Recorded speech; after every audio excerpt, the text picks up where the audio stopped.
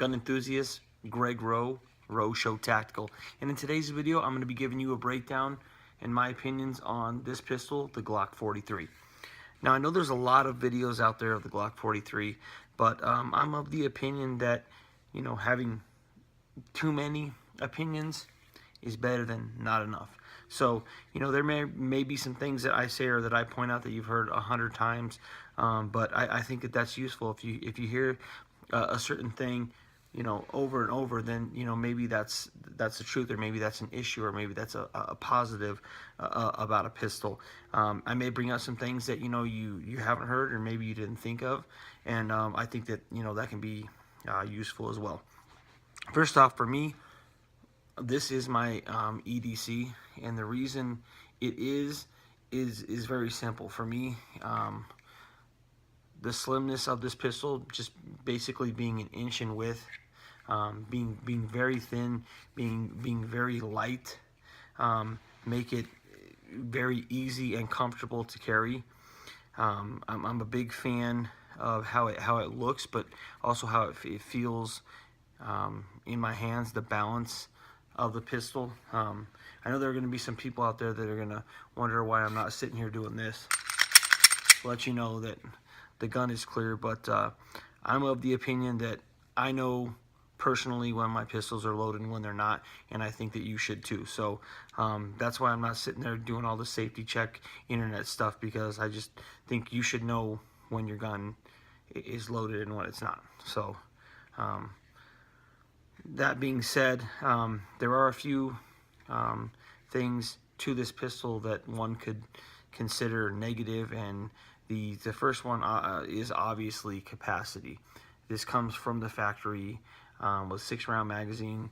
One in the pipe is 7 rounds. You can get mag extensions for these from Terran Tactical, Pierce, the Glock store, Hive, Strike Industries, anywhere from +1. I've seen +3. I've heard rumors of even bigger than that, but I don't know why you'd want to put, you know, a +3, +4, +5 on this and have the, you know, handle way down here. So I don't quite understand that, but there are those options out there. The one thing I would suggest, if you're going to buy this pistol and this is a pistol you're going to carry, I don't necessarily tell people, in my opinion, that you need to and have to upgrade the trigger, or, you know, put a ghost connector or whatever in there, so that you know, instead of being, you know, 6 or 6.5 pounds, it's, you know, 3.5 or 4. To me, honestly, I don't think that kind of stuff is that big a deal. But the one thing I do recommend, and I will recommend on any pistol, whether you're going to keep it in your nightstand, you know, it's going to be kept in the car, you're going to take it to the range, you know, carry it, whatever it is, and that's upgrading the sights. I have the Glock night sights on here. There's, you know, 100 different kinds of night sights you can put on there. I think that it helps, you know, both during the day and at night, to have a good set of night sights on your pistol. So I would recommend that. As far as how this pistol performs and how it handles, it's a little bit snappier than, you know, say a Glock 19, or, you know, especially a Glock 17. But that's to be expected, you know, with the shorter, smaller pistol. It just doesn't have the weight to it, so it's going to have a little more, you know, muzzle flip, or a little more recoil than, you know, a Glock 19 or a Glock 17 will. So that's, you know, one of the things to consider. Obviously, we talked about capacity. You know, you're looking anywhere from 6 to, you know, 8 or 9 +1 in here. So you're looking between 7 and 10 rounds in this pistol at a time, as opposed to 15 +1 in the Glock 19. Or if you're going to carry, for some reason, a Glock 17, you're at 17 +1. So there's a huge difference in the capacity of the pistol, as well as it being a little bit snappier. Those are, you know, a few of the downsides, but how thin it is, how light it is, and how easy it is to conceal, how comfortable it is to conceal for long periods of time, all of these things are a positive in my eyes. I don't notice, really honestly, that big a difference when shooting this and shooting like a Glock 19 or a Glock 23. I don't notice really any difference as far as my accuracy goes. You know, I'm not necessarily going to be in situations where I'm gonna have to shoot somebody from 30, 40, 50 yards away. At least I hope not.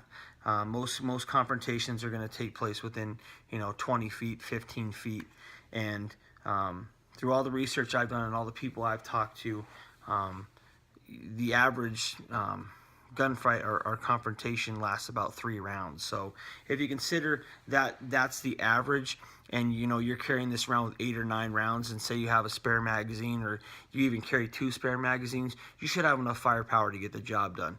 I'm not suggesting to you in any way or saying that I don't think that, you know, carrying more rounds is smarter or better than not. Obviously, the more rounds you can carry, the better.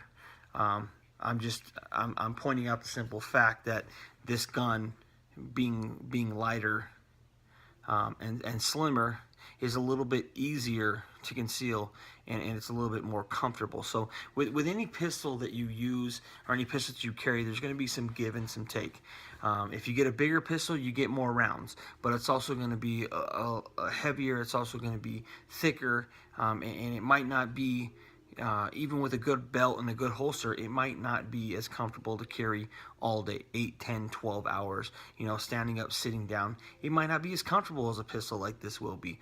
But a pistol like this, while being extremely light and extremely comfortable, you sacrifice the round. So there's going to be some give and take regardless of whatever pistol it is that you choose to carry. So, you know, it's really... carrying a gun or owning a gun or shooting a gun really is about personal preference. It's about what feels good to you, what feels best to you, what it is to you you feel is the best pistol. If it's a Glock, that's great. If it's a 1911, if it's a SIG, you know, whatever it may be, it's all personal preference. There is no right or wrong. So the things I tell you may work for me and may be my opinion through my experiences, but you know, you may have completely different experiences with guns or with the same gun than I do. So there's really, to me, no right or wrong way with picking a pistol to conceal carry. But to me, this thing's been awesome. It shoots really well. It shoots a lot better than some of the smaller pistols to me, like the Car PM9 or the Shield. In my opinion, this gun is a better shooter. Now, for you, the Smith & Wesson M&P Shield may shoot better, you may like the feel of it better, and that's fine. But this is my opinion on this pistol, is I think that the Glock 43, really for concealability, for performance, for the ability to upgrade basically everything on this gun, makes it the best conceal option, really, to me, that's out there. You know, to you may want to carry a Glock 19, but to me, this thing shoots well, this thing feels well. In the belt, it carries really easy, and for me, those are all pluses. I don't see anything really, to me, that's negative about it, except for the capacity. But you know, if I take this and I have a Strike Industries +2 on here, you know, I'm carrying 9 rounds plus another 8. I have 17 rounds. So to me, that's should be enough firepower to get the job done. So that's my opinion on this pistol. Excuse me. I think that it's a great option both for men and for women. You can carry it appendix, 4 o'clock, the purse, and it should work for you. So that's my opinion on the Glock 43. Once again, if you have an ammo company or a holster company, apparel company, and you'd like to see your product reviewed on Rowe Tactical, you can shoot me an email, roweshowtactical@yahoo.com. That's ROWE showtactical@yahoo.com. You can follow me on Twitter @RoweShowTac. And just remember to keep shooting, because you never know when the fight is going to come to your front door.